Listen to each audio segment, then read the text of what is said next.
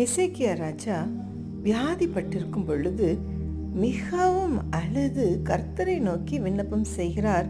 தன்னுடைய வியாதி நீங்கி போகும்படியாக கர்த்தர் அவருடைய கண்ணீரை காண்கிறார். அவருடைய விண்ணப்பத்தை கேட்டு அவரை குணமாக்குகிறார். அவர் சுகத்தை பெற்றுக்கொள்கிறார். இன்றைக்கும் கூட நீங்கள் பல்வேறு விதமான வியாதியினால் கவலைப்பட்டு கொண்டிருக்கிறீர்களா? கலங்கி தவித்து கொண்டிருக்கிறார்களா? டாக்டர்களால் உங்களை சுகமாக்க முடியவில்லையா? மருந்து மாத்திரைகள் எடுத்தும் அதிலிருந்து விடுதலை கிடைக்கவில்லையா? நீங்கள் கர்த்தராகிய இயேசு கிறிஸ்துவை நோக்கி பாருங்கள். அவருடைய இரத்தத்தினால் நீங்கள் விடுதலைகளை பெற்றுக்கொள்ள முடியும். ஏனெனில் கர்த்தராகிய இயேசு கிறிஸ்து தான் வாழ்ந்த காலத்திலும் அநேக வியாதியஸ்தர்களை சுகமாக்கி இருக்கிறார். மரித்தவர்களை கூட உயிரோடு எழுப்பியிருக்கிறார்.